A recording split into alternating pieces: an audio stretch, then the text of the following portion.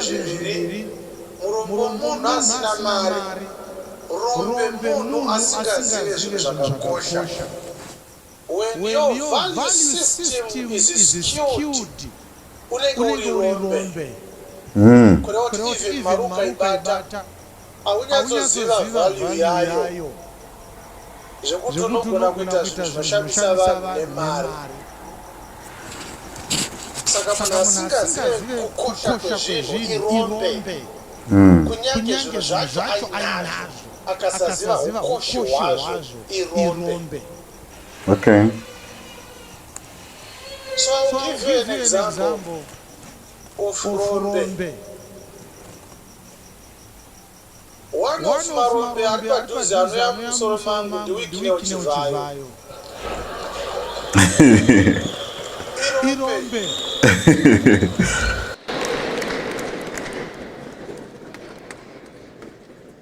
Is a typical example of a person in whose hands is money which he doesn't know its value. But of course that money is not his. He has no business that can give him money to buy cars for everyone.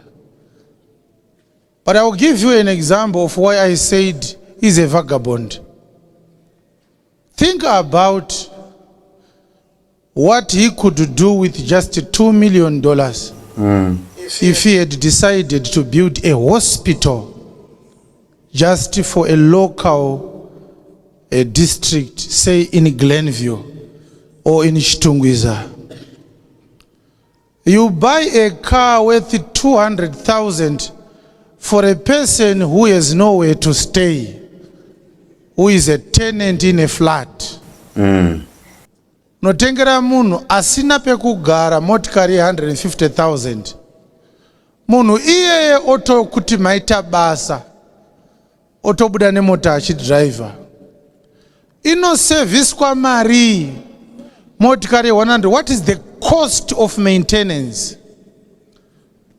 What people teach in financial literacy classes, they will tell you that when we have enough money to buy a car, that's not the reason to buy the car.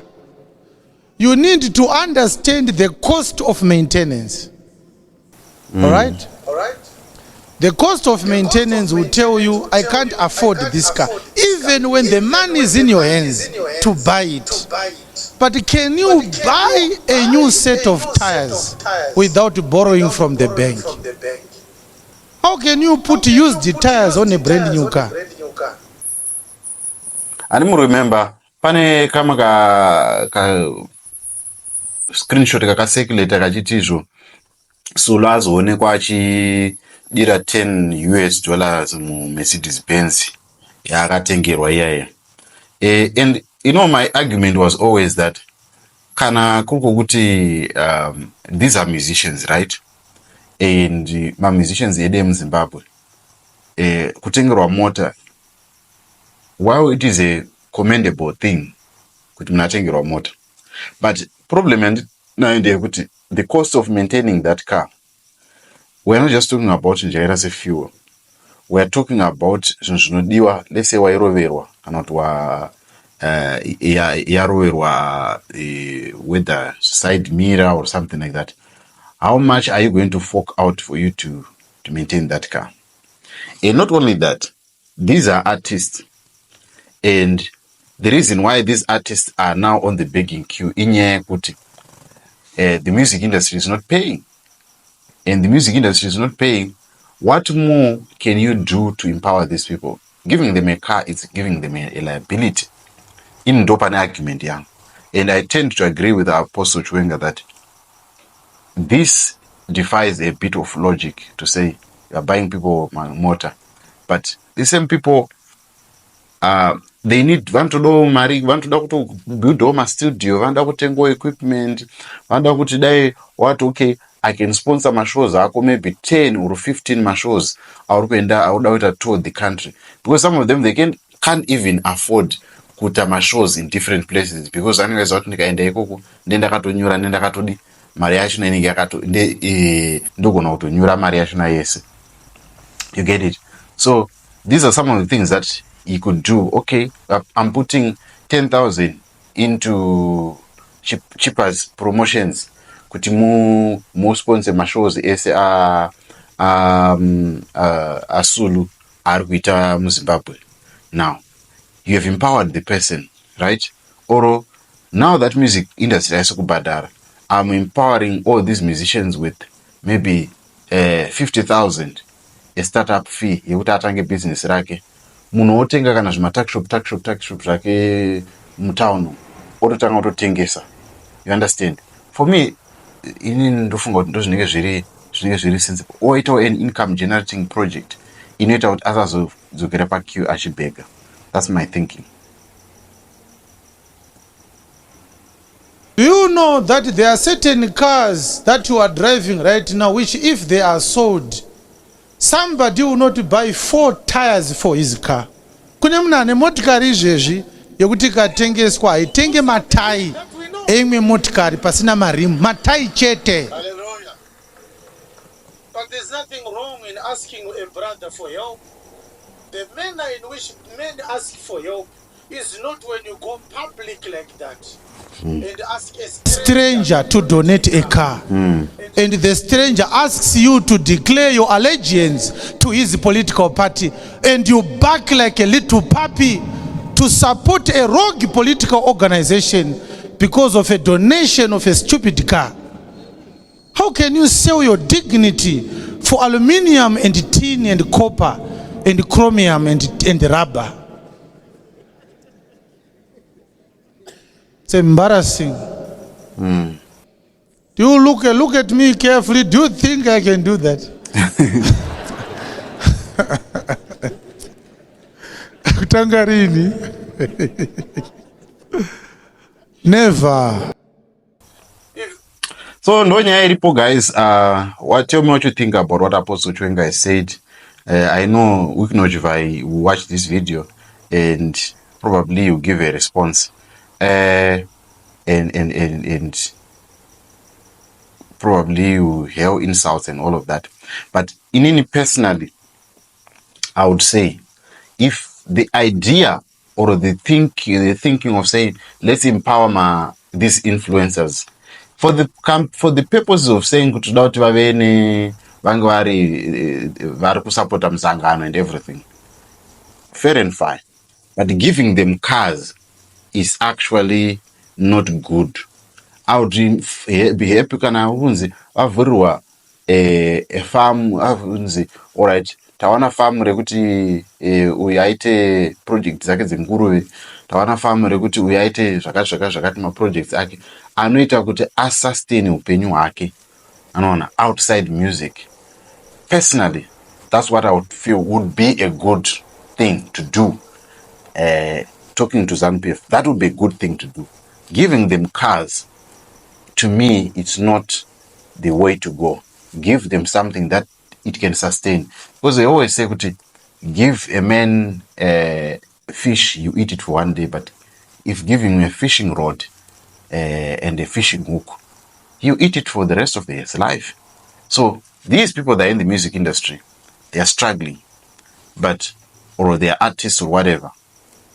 What can you do to empower them for them to become, notable people and not be beggars in the future? That's my thinking. But tell me what you think about this video. See you on the next one.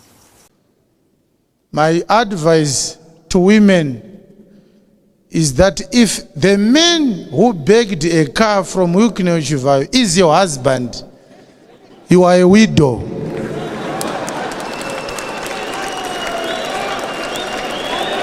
If your husband begged another man to donate a car to him, you are not married. You are a widow. God gave so much pride to a man that if there's something a proper man, a real man will not do in public, is kneel down before another man to beg. No. A real man does not beg another man in public. It's embarrassing. It's a travesty of men's dignity. It's a reproach to the caliber of people that we have in our society. Our men, our fathers, vairara nenzara nemadzimai avo mudzimba.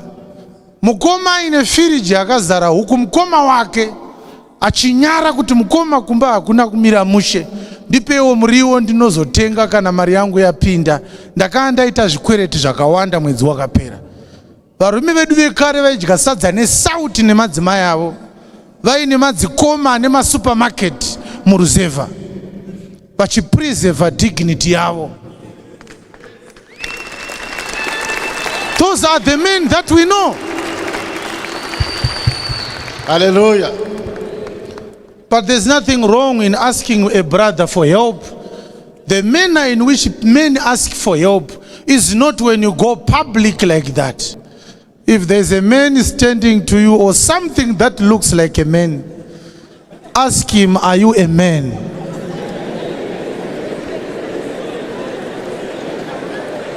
Ask him, are you a man? Are you a man? Are you a man? Clap hands for Jesus. Uri murume here iwe?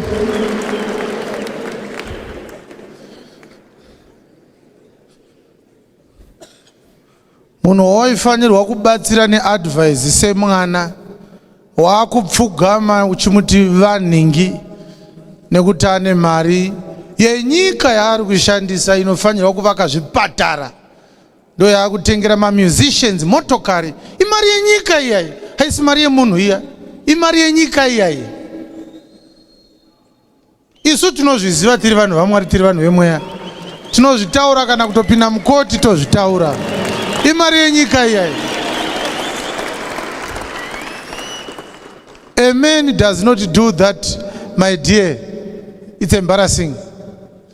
Ndatini kana murume wako akakumbira mota uri chirikadzi kutaura kunoku, advice andikatokupa kudzokera kumba kwaamai vako ozororwa nemurume chaiye anonzwawo kuti aiwa ndiri murume ndinogona kunge ndichigara mukazumbu kangu, but ndodada nako kazumbu ikako ndakavaka ndega nesimba rangu, handipfugamire mumwe murume ini. Kana ndikagara mutangwena, but ndeyangu tangwena iyoyo. Kana ndikadhiraivha chigetekete, ndechangu chigetekete ichocho, ndakatenga ndega nemari yangu, ndozvishandira. Handipfugamiswe nevamwe varume ini. I am a man in my own right. My wife is happy with what I can provide her. My children are happy with what I can provide them.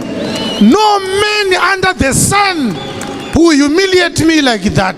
Not even for $1 million. It will never happen. It's better to die poor with dignity. How do you feel? Uri pa service station uchida kuisa fuel motikari kupiwa. Obva wanzi nemumwe suduruka imi vekupiwa mota titenge isusu vekutenga nemari dzedu.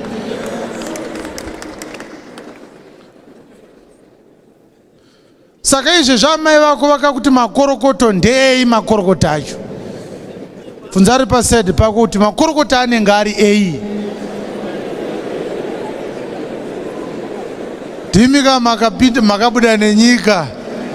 Zvakaboka mazuva ano makangozopiwawo. Iwewe. Ingoti bvunza ari paside pako wake ita mushe. Taiwa wake osadaro. Aikorodaro. Zonyadzisa.